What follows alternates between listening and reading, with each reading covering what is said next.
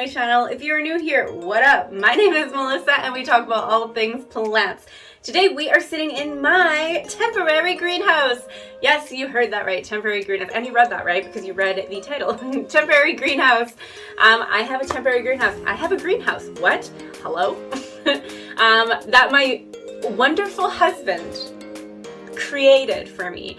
So if you want to skip the next like 5 to 8 minutes of me chatting about what this is, why I have a temporary greenhouse, everything in between, I'll put a timestamp here and you can just go to the tour of all of the houseplants in here. I do have, there's probably like around 50 in here, to be honest. So why do I have a temporary greenhouse? So where I live, we live in Canada, Manitoba. If you've been following me for a while, you know this. It gets cold, there's snow on the ground, we get up to minus 40 Celsius sometimes, so clearly I can't have my houseplants outside. So we are on our other property in the country.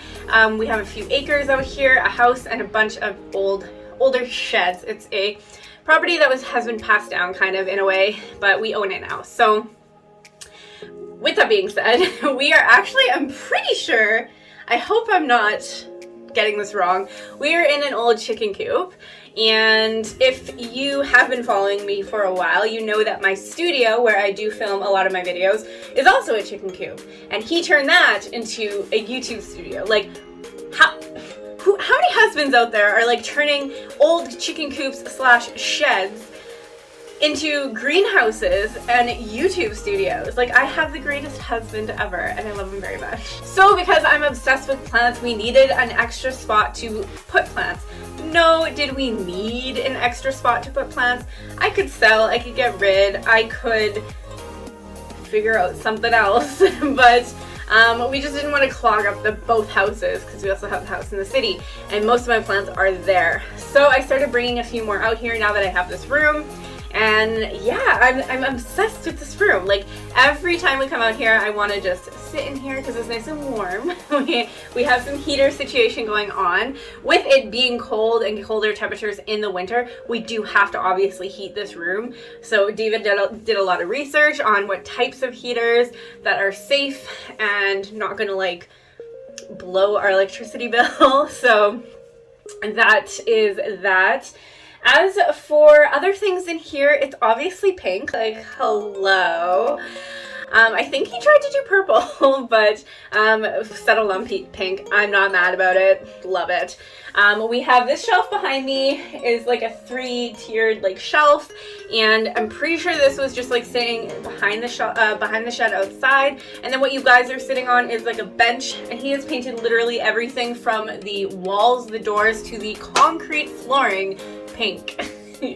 It's also another spot for us to keep everything. So we have like my pots, my nursery pots, nice pots, soil, fertilizer, the bug spray, and like I have water. We store our, like, we collect water in the summer when it rains, so we store a rain barrel in here, and I just use that water until it's done. And then that is what we store in here. And a reason why we kind of like wanted to do this, like, we've talked about it, and I didn't think that, like, he whipped this up like so quickly.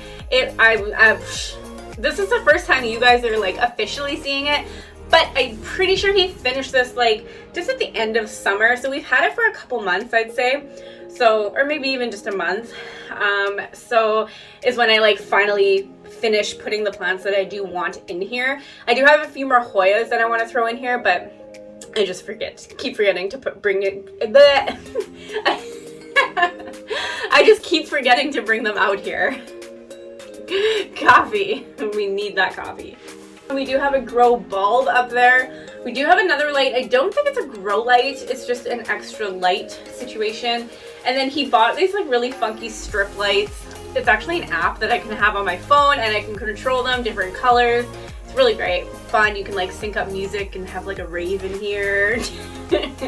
But yeah, so, or I can put some classical music in here and my plants would love that. Wow, we should have like a classical.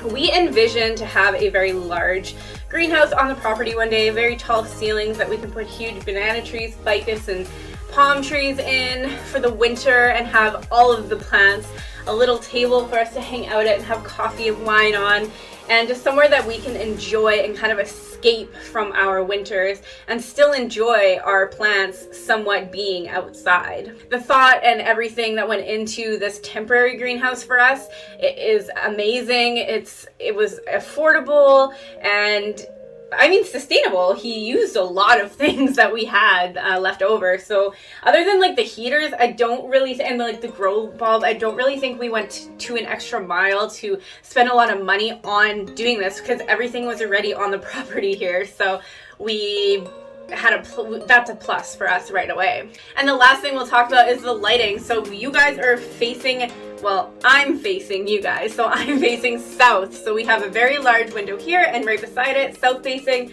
And then we have the east windows. There's a few windows over there. And then this is obviously west. So yeah, never eat soggy wiener. I don't know, that's how I remember it. So we get a lot of light in this room, plus the heaters and everything. Beautiful. My plants are happy. They actually, some of them are I'm so excited to see one of them shortly. So let's go do a tour of all of the plants that are in here. They range from big to small to cactus, succulent, Hoyas, everything you can imagine because I just like collecting all the plants that make me happy. So let's jump into that tour right now. All right, so starting right when you walk in, this is the door. We have a dwarf pomegranate that David has grown from seed. There's two of these guys. And then just behind here, we have this is a ponytail palm, and these are some Mayer lemons that we also did from seed.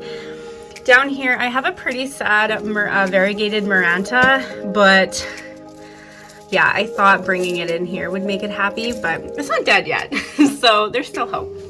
This is some sort of citrus. I'm not sure what it is, but it was gifted to me. And then down here, also gifted to me, is kind of like a variegated weeping fig. I've killed like these so many times, but I know they like the light, so you can see a lot of like new growth. So there's that. This is my Rickrack Cactus. We love Mr. Rickrack. He is so happy in here. Like all of my cactuses and succulents are super happy in this room. And then right here is an aloe, a type of aloe. Has so many little babies. And then this is just your regular aloe vera. And yeah, again, like just popping out babies literally left, right, and center. The two plants that are kind of getting in my way right now are these are my huge Ficus Tankies. They are almost as tall as me. Absolutely love these guys.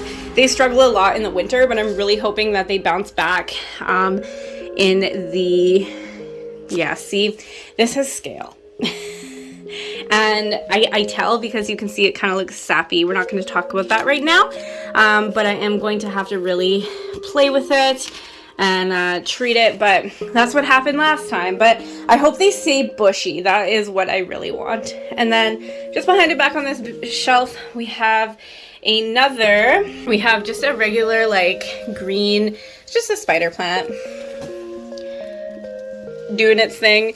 This is just a little anthurium, and then we have, I like to call this like these two, like a princess cactus. Yeah, it's just like it's like fuzzy, but don't touch it. Trust me. And then this is like a spiky cactus as well. And then we have the mermaid tail cactus. And then we have two more ponytail palms. These ones are more established. And then we have another dwarf pomegranate. Here in this corner where a bunch of the heaters are, we have a spike or some sort of dracena. We have the palm tree, and we have a pretty large canna lily. All three of them are doing quite well. And then let's just kind of move up to the ceiling. We have one of these Bolivian Tradescantias, and then if we just slowly go over here, we have another one, and then right there I have a little Syngonium that clearly needs some water. Now onto this pretty big shelf that we have. In this corner I have there's just a Coleus. I just dug it up from my yard and I put it in a pot. This is a spider plant, and look at how cute these are! So cute. And this is a Dieffenbachia. Like, look at these roots, you guys. Holy macaroni. And it just kind of sits in that water. So then behind here, move Mr. Dieffenbachia over here. We have a few geraniums, the red one. This is like a variegated one, but I can never keep the variegation happy like they're supposed to look like that. And then here we have a jade plant that, I don't know, as you can see some of it died, but these two are still kicking. And then we have a Rex Begonia. Okay, so this is my, not variegated, but I don't know, it's a Florida Ghost, but it like throws out the white leaves. But I think I have to do something with this section because it grows nothing. You can see where it was once cut, it grows nothing, and then it just throws out white leaves and they end up dying anyway. So we have to do some work with that. And then I have some Hoyas.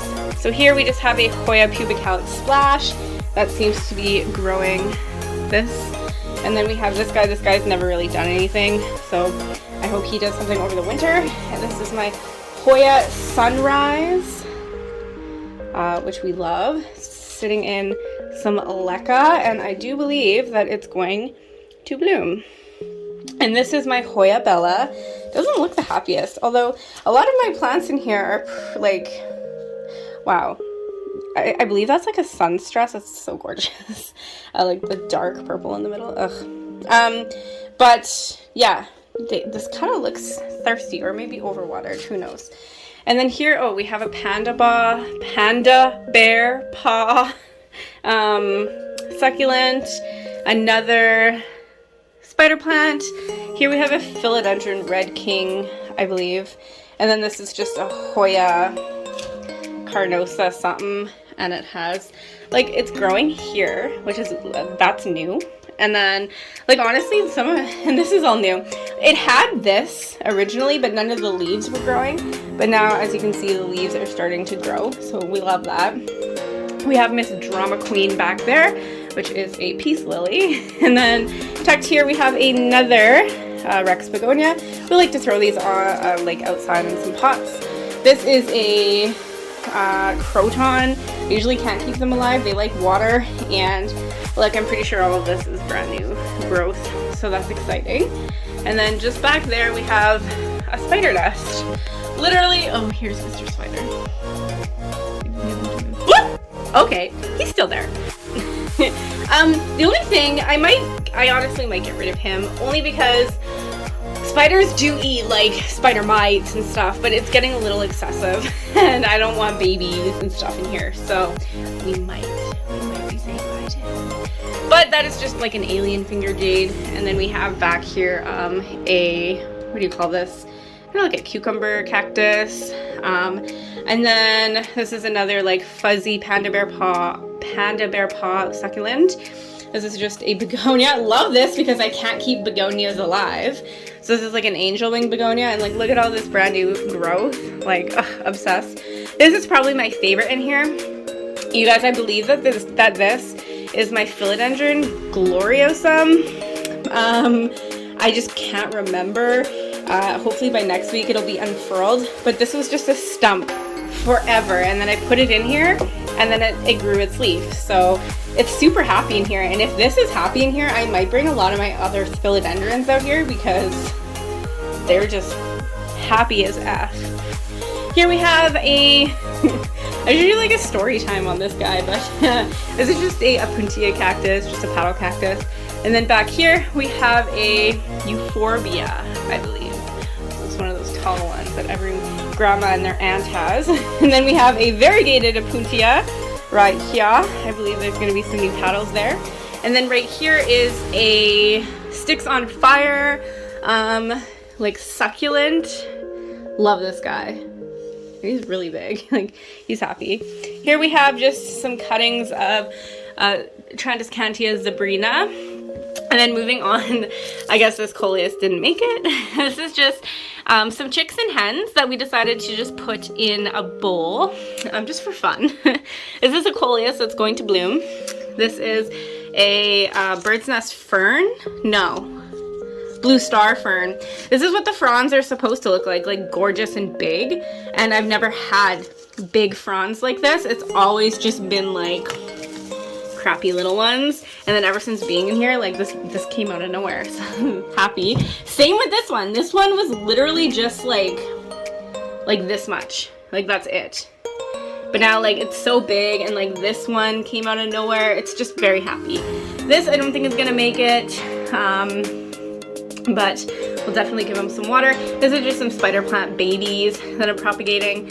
Another spider plant. Oops. And then here is like another like pickle type cactus. This one grows the cutest little like white daisy flowers. So cute. This is another sort of jade crassula succulent. This is just the tiniest little mandula. It's been a leaf forever. I'm like, you guys, I just really want another leaf. I'm praying and hoping. This is just a Transcantia of some sort, and this is just a lemon lime pothos or a lime pothos. And then on the bottom shelf we have a little Aglaonema. This is a bird's nest fern, which clearly isn't doing the greatest. We have some Transcantia Nanuks that are super happy, and then we have another Transcantia Nanuk. Only other ones that I kind of have are some chicks and hens, another jade. This is just another like succulent little thing, and then this is a elephant ear that we're trying to just keep, and then this was an alocasia that had spider mites. That's why it's up there. And that is my my water barrel, which we're slowly running out of water. Alright, you guys, and that is the end of this video. If you enjoyed this little video, don't forget to hit that subscribe, like this video, and let me know what your favorite plant was in my little haul or tour. And of course, I want to say one last thank you to my husband David for turning this beautiful shed chicken coop into an actual greenhouse where I can just thrive and love my life. So thank you, husband of mine, and I'll see you guys in the next video. XOXO, and then bye! And bye from Mr. Spider. Ooh.